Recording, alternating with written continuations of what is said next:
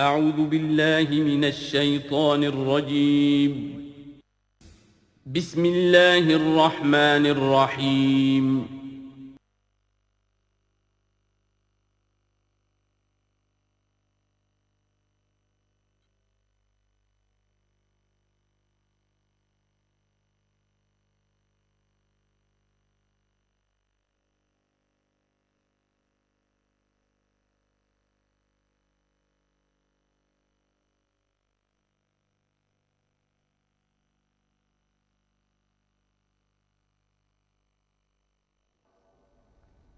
الحمد للہ وکفیٰ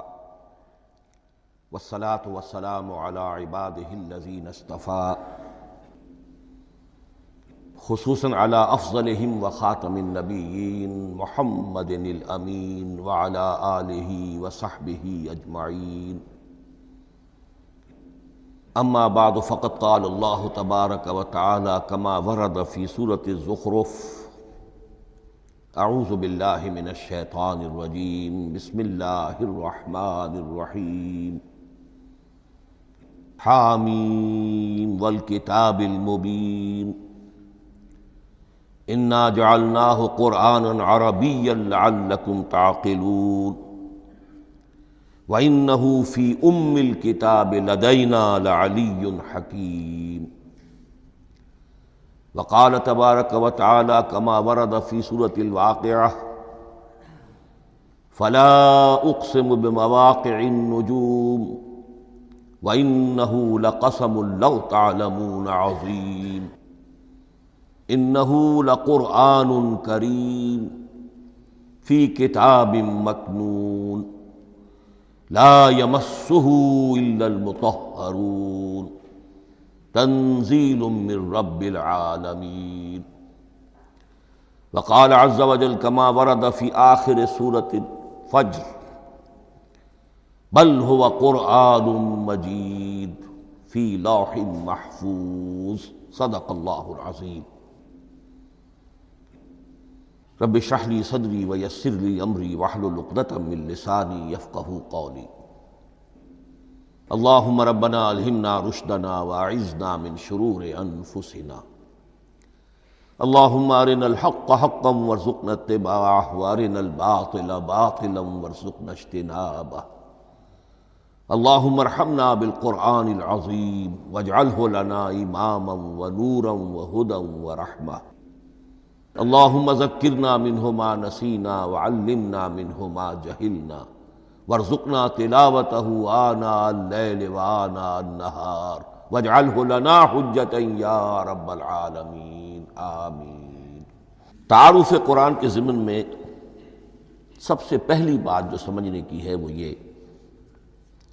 کہ قرآن مجید کے بارے میں ہمارا اجمالی عقیدہ کیا ہے۔ یہ تین جملوں پر مشتمل ہو سکتا ہے۔ ہمارے نزدیک قرآن اللہ کا کلام ہے جو محمد الرسول اللہ صلی اللہ علیہ وسلم پر نازل ہوا، اور تیسرے یہ کہ یہ مکمل محفوظ شکل میں موجود ہے بنوعاً، اس میں نہ کوئی تحریف ہوئی ہے نہ کوئی تبدیلی ہوئی ہے۔ یہ کم سے کم تین اجزاء ہیں ہمارے عقیدے کے قرآن مجید کے بارے میں۔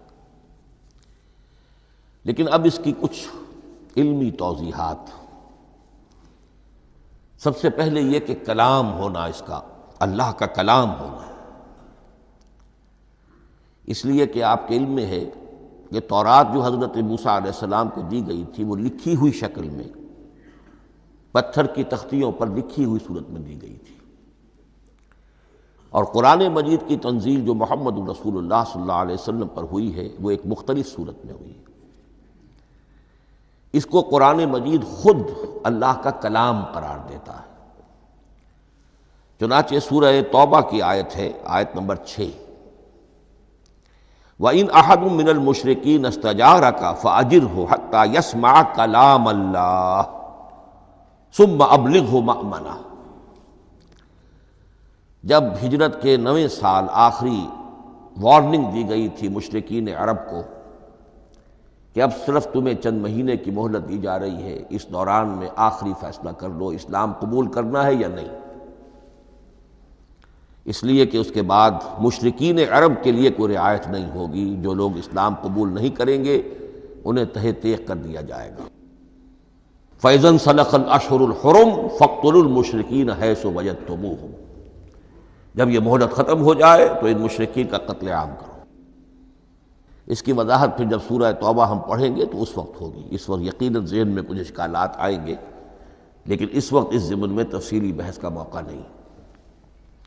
اب اس میں ایک استثناء رکھا گیا کہ ایک مشرک ہے، وہ چاہتا ہے کہ اتنا بڑا چیلنج جو ہمیں دے دیا گیا تو ہمیں موقع دیا جائے کہ ہم آئیں، آپ کے پاس بیٹھیں، کچھ دن رہیں، اللہ کا کلام سنیں، آپ کیا بات منوانا چاہتے ہیں، اس کے لیے کیا دلائل ہیں، اس کو اچھی طرح سمجھیں، اس کا ہمیں موقع ہونا چاہیے۔ اس کے لیے یہ آیت نازل ہوئی کہ وَإِنْ أَحَدٌ مِّنَ الْمُشْرِكِينَ اسْتَجَارَكَ، اے نبی اگر ان مشرکین میں سے کوئی شخص آپ سے پناہ طلب کرے فَأَجِرْهُ، اسے پناہ دیجئے، حَتَّى يَسْمَعَ كَلَامَ اللَّهِ، یہاں تک کہ وہ اللہ کا کلام سن لے، ثُمَّ أَبْلِغْهُ مَأْمَنَا، پھر یہ بھی نہیں کہ اسی وقت اسے کہا جائے کہ تم مانتے ہو یا نہیں مانتے، نہیں، پھر اسے اس کے امن کے مقام پر پہنچا دو۔ یہ جو آیت ہے اس میں لفظ کلیئر آ گیا کہ قرآن مجید اللہ کا کلام ہے، لیکن اب اسی تل کے اوٹ میں پہاڑ والا مسئلہ ہے، ٹپ آف آئس برگ، اس کے نیچے وہ کتنا بڑا تودہ ہوتا ہے۔ کلام جو ہے اللہ تعالیٰ کی صفت ہے، اور یہ بڑا مسئلہ گہرا ہے، اور علم کلام کا ایک بڑا پیچیدہ مسئلہ ہے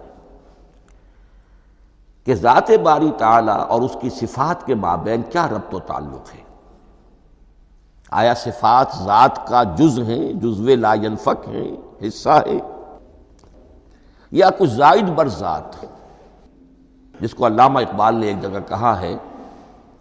صفات ذات حق، حق سے جدا یا عین ذات۔ یہ ہمارے علم کلام کا ایک بڑا پیچیدہ مسئلہ ہے، لیکن یہ کہ اس میں متکلمین کا جو تقریباً اجماعی فیصلہ ہے وہ دو لفظوں میں آتا، لا عین ولا غیر۔ اللہ کی صفات نہ تو اس کی ذات کا عین ہے نہ اس کی ذات سے غیر ہے، بہت پیچیدہ شکل ہے، اور یہ بھی اس وقت کا میرا موضوع نہیں ہے، میں صرف کسی اور موضوع کے لیے صرف حوالے دے رہا ہوں۔ بہرحال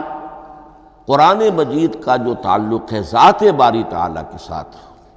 وہ اس مسئلے سے بخوبی واضح ہو جاتا ہے کہ چونکہ یہ اللہ تعالیٰ کی صفت ہے، اور صفت کو ہم یہ نہیں کہہ سکتے کہ وہ ذات باری تعالیٰ سے جدا ہے، یہ بھی نہیں کہہ سکتے کہ اس کی ذات کا جزو لا ینفک ہے۔ کچھ اسی طرح کا تعلق ہے قرآن مجید کا ذات باری تعالیٰ کے ساتھ، لیکن یہ مسئلہ قرآن مجید میں خود بیان ہوا، اور سورہ حشر کی آیت میں تو یہ فرمایا گیا، اللہ تعالیٰ نے اپنے اس کلام کی عظمت کو یوں بیان کیا، وہ عظمت کما ہیا، جیسے کہ وہ فی الواقع ہے، اور جس کا کہ گویا کہ پورا ادراک ہمارے لیے اپنی بہت سی محدودیتوں کی وجہ سے ممکن نہیں ہے، لیکن ایک تمثیل کے پیرائے میں سمجھایا، لو انزلنا ھذا القرآن علی جبل لرأیتہ خاشعا متصدعا من خشیۃ اللہ وتلک الامثال نضربها للناس لعلهم یتفکرون۔ اگر ہم نے اس قرآن کو کسی پہاڑ پر اتار دیا ہوتا تو تم دیکھتے کہ وہ دب جاتا اور پھٹ جاتا اللہ کے خوف سے۔ اور یہ مثالیں ہیں جو ہم لوگوں کے لیے بیان کرتے ہیں تاکہ وہ غور کریں، تدبر کریں، سمجھیں۔ ما لا یدرک